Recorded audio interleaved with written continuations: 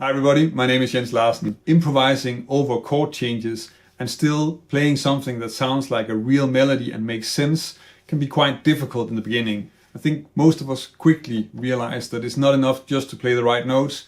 You also want to have some sort of idea about how to move from one chord to the next and tie it all together in a way that sounds like a natural melody. In this video, I'm going to go over 3 different strategies that I think you can work on and that can really improve your ability to play more melodic solos.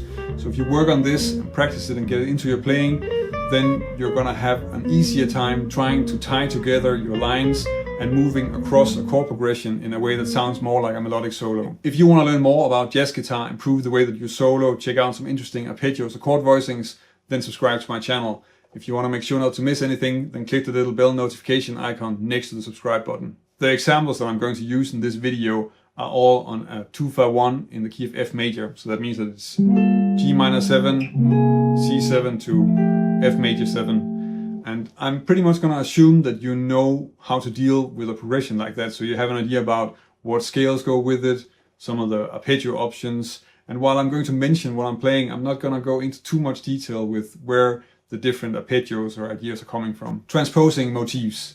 So this way of working is a little bit close to an exercise and maybe not the thing you're going to find yourself using that much, but it is actually something that's used quite a lot in also some very common jazz lines. The idea is of course just to play some phrase on the G minor, so if we take it really simple, then maybe just the arpeggio. And then for the next chord we'll also just do the arpeggio. And then for the last one we can do the same.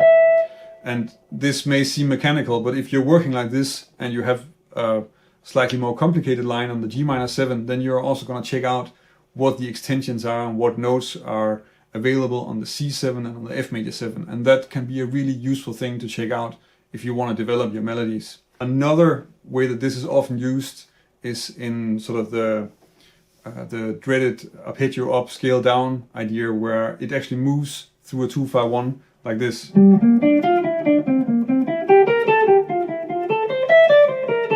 That may not be the most interesting melody, but it does kind of work and it does spell out the changes. You'll also find that transposing is something that is used really a lot with motifs in melodies. So if you're listening to, checking out something like Beautiful Love.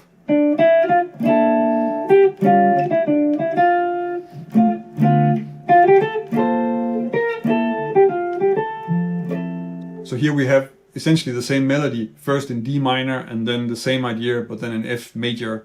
And that way, this melody is using just this transposition as a way of developing motifs, and it's useful to have that in your playing. The problem you have with this technique is that it can be a little bit difficult to use it to really tie together the melody across the changes.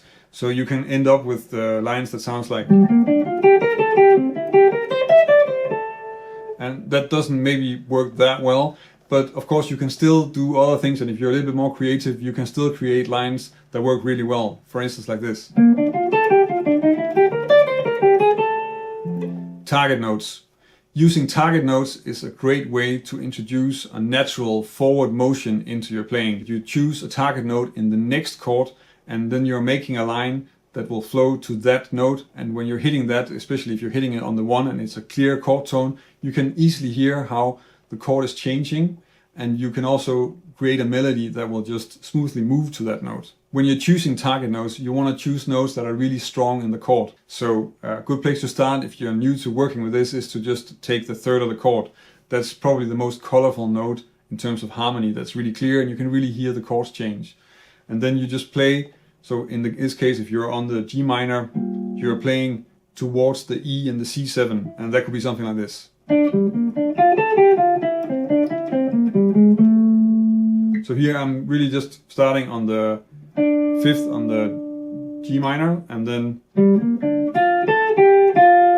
really just using this part of the arpeggio to aim towards the E on the C7. So,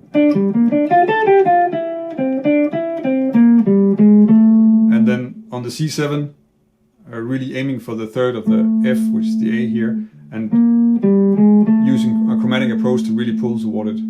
Using altered notes on the dominant as target notes is also another way to really make the chord change quite clear. That could be something like this. So here, again starting with the D and pretty much the same line on the G minor. But then shifting up here to the A and the C. Sliding up to the flat 9 on the C7. And then down a G flat major triad. And then this D flat minor figure resolving and also really just pointing towards the 5th, so C on F major 7. The forward motion and the direction that you get from using target notes in your lines is something that's really useful if you want to play bob lines. The only thing that you can run into is that there is no connection between the melody that you're playing on the G minor and the C7. So in that way, it may all become just a lot of 8 notes and may not connect in that way. And you need to use other ideas to really connect melodies across chords like that. The reason that I can keep on publishing videos every week is that I have a community of people over on Patreon that are supporting my channel. I'm very grateful for that. And if you want to help me keep making videos, then check out my Patreon page. If you join us over on Patreon, I can also give you something in return for your support. Using voice leading to create melodies is actually something that's fairly common in jazz.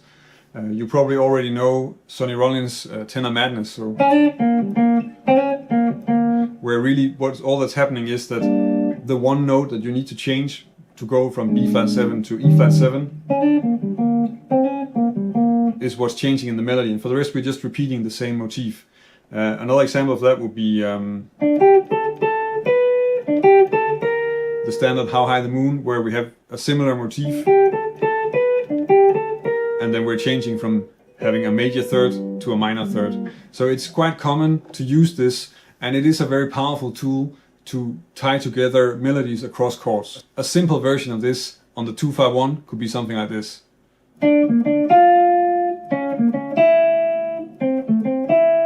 So here I'm using a B flat major triad on the G minor, and then I'm really just moving each of the notes from the G minor to the C7. In this case I'm changing the D into a D flat, so that's a flat 9.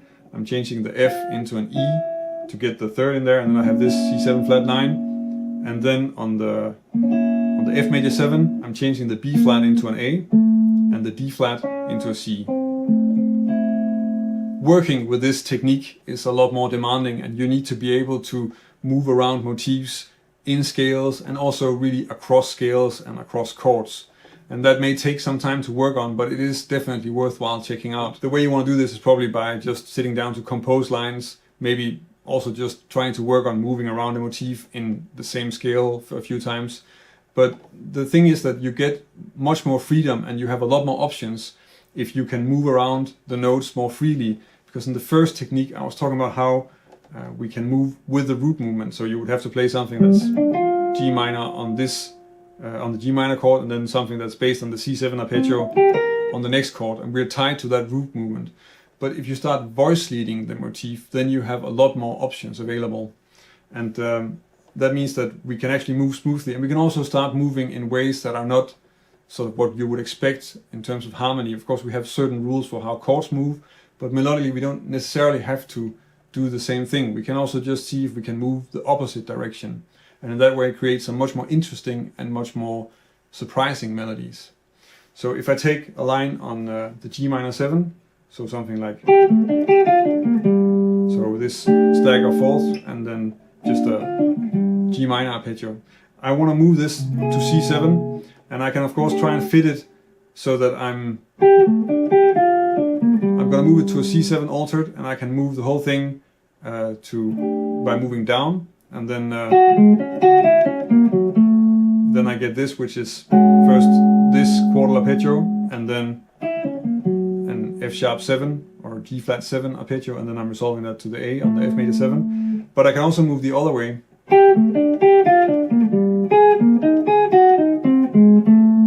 And then I'm moving up to another quartal arpeggio and then using an A flat 7 arpeggio and resolving that to the third of F, which is an A. With all of these techniques, I think you want to work on them and explore them a bit, both as exercises and also just within your playing. But I think it's a good thing to remember that if you want to play a good solo, you kind of want to combine them, and you want to use target notes and motifs together, and it should all just become one thing once you start working on it and start working with soloing using these different melodic ideas. If you want to have some more information on how you can play more melodic solos, then maybe check out this video where I'm analyzing some phrases from a Pat Metheny solo, because Pat Metheny is probably one of the most melodic jazz guitarists out there. If this is the first time you see one of my videos and you want to learn more about jazz guitar, then subscribe to my channel. If you want to help me keep making videos, then check out my Patreon page. That's about it for this week. Thank you for watching, and until next week.